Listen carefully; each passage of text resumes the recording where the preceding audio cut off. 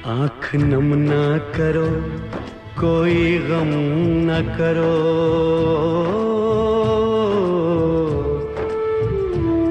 हौसला तुम दिलों का कम न करो। तुम मुझे खून दो, मैं तुम्हें आज़ादी दूंगा। यह नारा देकर नेताजी सुभाष चंद्र बोस ने अंग्रेजों की नींव हिला दी। सुभाष चंद्र बोस ने ठान लिया कि अंग्रेजों को भारत से बाहर खदेड़ना है और इसके लिए उन्होंने भारत से बाहर ही आज़ाद हिंद फौज बना डाली। अंग्रेजों के जुल्मकारी नीतियों ने उन्हें अंदर से इतना मजबूत कर दिया था कि उन्होंने अंग्रेजों के खिलाफ सशस्त्र विद्रोह छेड़ दिया। आज़ाद हिंद फौज से अंग्रेज इतना घबरा गए थे कि लगभग 1945 तक आते आते अंग्रेजों का शासन उखड़ सा गया। इसी घबराहट में अंग्रेज नेताजी को रास्ते से हटाने की पूरी प्लानिंग बना चुके थे, मगर नेताजी विदेश जाकर वहां से भी अंग्रेजों के खिलाफ घटनाओं को अंजाम देते रहे। आखिरी दम तक नेताजी ने अंग्रेजों को चैन की सांस नहीं लेने दी। लेकिन आखिर में नेताजी के साथ क्या हुआ, ये रहस्यमयी मौत हो गई। आखिर कैसे देश को आज़ाद कराने में अहम भूमिका निभाने वाले नेताजी अचानक गायब हो गए। चलिए दोस्तों, आज की इस वीडियो रिपोर्ट में अंग्रेजी शासन को उखाड़ फेंकने वाले महान क्रांतिकारी नेताजी सुभाष चंद्र बोस के बारे में डिटेल में जानकारी बताते हैं। हेलो दोस्तों, मैं हूं आपका दोस्त अभिषेक धाकरे और आप देख रहे हैं मेरा जीएस वाला चैनल पर। दोस्तों, सुभाष चंद्र बोस का जन्म 23 जनवरी सन 1897 को उड़ीसा के कटक में हुआ था। सुभाष चंद्र बोस गांधी जी के बड़े प्रशंसक थे। शुरुआत में वह गांधी जी की विचारधारा पर चलने वाले थे, मगर साल 1928 में जब कांग्रेस का वार्षिक अधिवेशन हुआ था, उस दौरान गांधी जी पूर्ण स्वराज की मांग से सहमत नहीं थे। वहीं सुभाष चंद्र बोस को पूर्ण स्वराज्य की मांग से पीछे हटना मंजूर नहीं था। अगर ब्रिटिश सरकार यह मानने को कतई राजी नहीं थी। इसके बाद फिर 1930 के कांग्रेस के अधिवेशन में यह तय किया गया कि 26 जनवरी को स्वतंत्र दिवस के रूप में मनाएंगे। फिर तारीख आती है 26 जनवरी 1931। कोलकाता में राष्ट्रध्वज फहराया। सुभाष चंद्र बोस एक विशाल मोर्चे का नेतृत्व कर रहे थे। इसी दौरान ब्रिटिश पुलिस आ जाती है और सुभाष चंद्र बोस के जुलूस पर लाठीचार्ज कर देती है। दोस्तों, इसके बाद सुभाष चंद्र बोस को अंग्रेजों के द्वारा जेल में डाल दिया जाता है। सुबह जेल में थे तब गांधी जी ने अंग्रेजों से समझौता किया और सभी जेल में डाले गए क्रांतिकारियों को रिहा करवाया गया। लेकिन अंग्रेज सरकार ने भगत सिंह जैसे क्रांतिकारियों को रिहा कराने से साफ इनकार कर दिया। सुभाष चंद्र बोस चाहते थे कि इस मसले पर गांधी जी अंग्रेजी सरकार के साथ किया गया समझौता तोड़ दें। वहीं दूसरी तरफ गांधी जी अपनी ओर से किया गया वादा तोड़ने को राजी नहीं थे। अंग्रेज सरकार अपने स्थान पर अड़ी रही और भगत सिंह, राजगुरु और सुखदेव को, इन तीनों क्रांतिकारियों को फांसी दे दी गई। इस पूरी फांसी के प्रोग्राम में मैंने अपने एक नया वीडियो बना दिया है। आप लोगों को वह लिंक दे देता हूं, जो आप लोग बाद में देख लेना। अच्छा दोस्तों, अब आगे चलते हैं। गांधी जी द्वारा भगत सिंह को न बचा पाने पर सुभाष चंद्र बोस गांधी जी और कांग्रेस से नाराज हो गए। दोस्तों, अंग्रेजों ने कई बार सुभाष चंद्र बोस को जेल में डाला, मगर फिर भी वे अंग्रेजों के सामने डटे रहे। सुभाष चंद्र बोस को जल्दी ही एहसास हो गया था कि अंग्रेज अहिंसा के रास्ते पर चलकर देश को आज़ाद कराना काफ़ी मुश्किल है। आज़ादी पाने के लिए बहुत सी जानें लेनी पड़ेगी और कई स्वतंत्रता सेनानियों को अपनी कुर्बानी देनी पड़ेगी।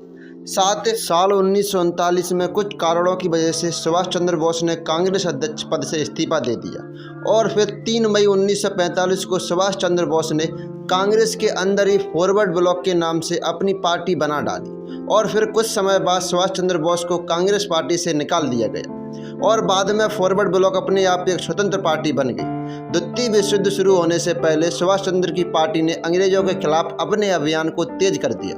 जगह जगह अंग्रेजों का विरोध किया जाने लगा, जिससे अंग्रेजों को लगा कि यह मामला गड़बड़ हो सकता है, जिस कारण सुभाष चंद्र बोस की पार्टी के सभी मुख्य नेताओं को कैद कर लिया गया। द्वितीय विश्व युद्ध के दौरान नेताजी सुभाष चंद्र बोस जेल में रहना नहीं चाहते थे। अंग्रेजों को उन्हें रिहा कराने पर मजबूर करने के लिए सुभाष बाबू ने जेल में आमरण अनशन शुरू कर दिया।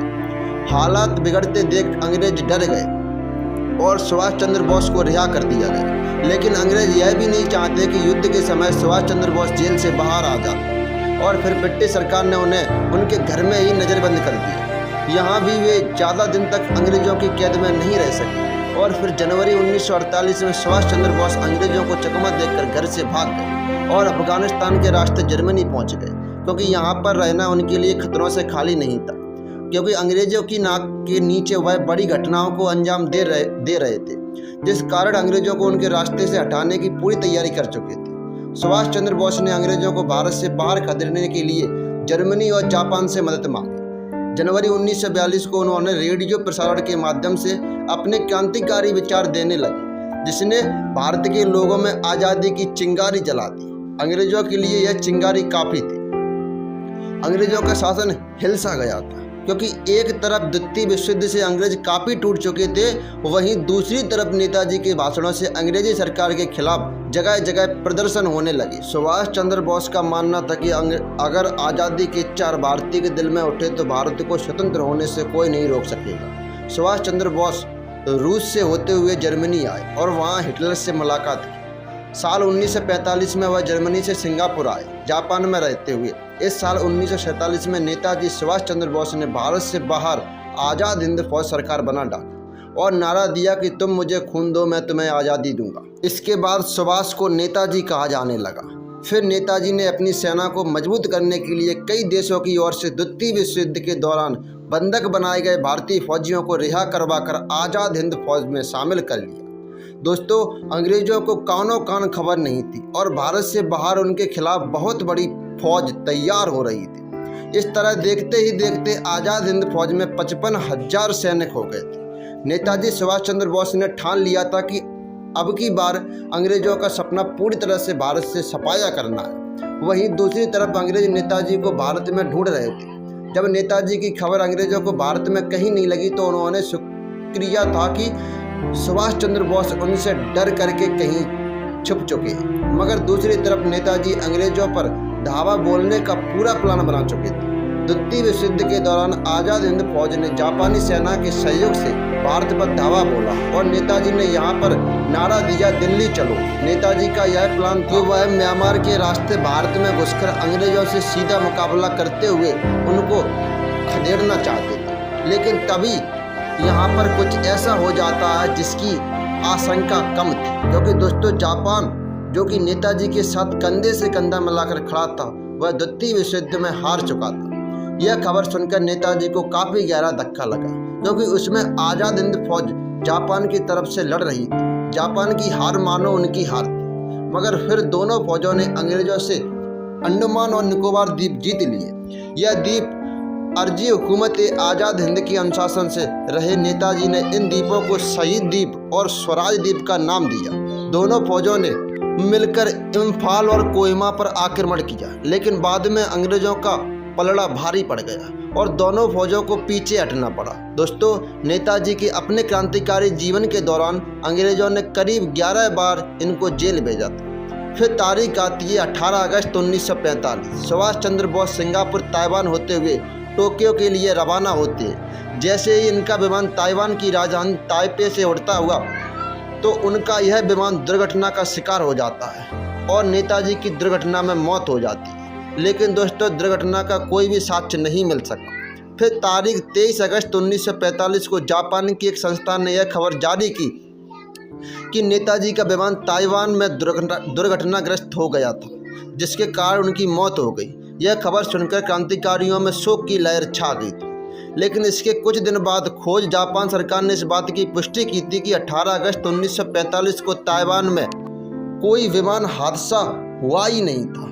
इसलिए आज भी नेताजी की मौत तरह से खुल नहीं पाई है। सुभाष चंद्र बोस की मौत आज भी विवाद का विषय है। नेताजी ने अपना पूरा जीवन रहस्यमयी तरीके से जिया, पर उनकी मौत भी इतने रहस्यमय तरीके से हो गई होगी यह किसी ने नहीं सोचा था। नेताजी की मौत की जांच के लिए कई कमेटियों को बिठाया गया। साल 1999 में नेताजी की मौत की सच्चाई जानने के लिए मुखर्जी कमीशन बिठाया गया, लेकिन कई खुफिया जांच के बाद भी नेताजी की मौत का सच पूरी तरह से बाहर नहीं आ सकता। लेकिन लोगों का शक तब बढ़ गया कि आखिर जापान के दौरान नेताजी का अस्थि कलश क्यों नहीं सौंपा गया और उन्होंने नेताजी की अस्थियों को DNA टेस्ट भी करने से इनकार कर दिया। इसके बाद भी नेताजी के बारे में तरह तरह की बातें होती रही कि नेताजी आज़ादी के बाद भी विदेशों में जिंदा थे। यह भी कहा जाता है कि पूर्व प्रधानमंत्री जवाहरलाल नेहरू की बहन विजय लक्ष्मी पंडित जो रूस में राजदूत थी, उन्होंने दावा किया था कि मॉस्को में उन्होंने नेताजी को देखा था, लेकिन बाद में किसी कारणवश इस बात को दबा दिया गया। कुछ लोगों के द्वारा यह भी कहा जाता है कि और 1969 इसमें महात्मा गांधी की अंतिम यात्रा में और साल 1954 में नेहरू की अंतिम यात्रा में नेताजी एक भिक्षु के रूप में शामिल हुए थे। कहते हैं कि बाद में बेलसिया से भारत में आकर गुमनाम जिंदगी बिताने लगे थे, मगर नेताजी की मौत का रहस्य आज भी नहीं खुल सका। वहीं द्वितीय विश्व युद्ध समाप्त हुआ था। इसके बाद आज़ाद हिंद फौज के सैनिकों पर दिल्ली के लाल किले में मुकदमा चलाया गया। जब अंग्रेजों की इस हरकत का पता भारतीयों को पता चला, वे भड़क गए। अंग्रेजी सेना में जो भारतीय सैनिक काम कर रहे थे, उन्होंने बगावत करनी शुरू कर दी थी। सैनिक विद्रोह ने ब्रिटिश सत्ता को हिलाकर रख दिया। इस तरह साल 1947 तक आते आते अंग्रेजों को यह पूरी तरह एहसास हो गया कि अब भारत में पांव जमाए रखना बड़ा मुश्किल है। और फिर ऊपर से अंग्रेज एक तो द्वितीय विश्व युद्ध से टूट चुके थे और ऊपर से क्रांतिकारियों का विरोध बढ़ता जा रहा था और आखिर में उन्हें भारत को आज़ाद करना पड़ा। नेताजी की चिंगारी ने अंग्रेजों के लिए आग की लपटों का काम किया, जिसके सामने अंग खटीक नामुमकिन हो गया था। उन्हें इस आज़ादी की चिंगारी को लगाया था। उसके 2 साल बाद देश तो आज़ाद हो गया, पर नेताजी इस दुनिया को रहस्यमय तरीके से अलविदा कह गए। दोस्तों, भारत के उन वीर क्रांतिकारी नेताजी सुभाष चंद्र बोस के बारे में आपका क्या कहना है? हमें कमेंट के माध्यम से जरूर बताएं और कमेंट बॉक्स में जय हिंद जरूर लिखें। वीडियो के अंत तक बने रहने के लिए आपका बहुत बहुत शुक्रिया।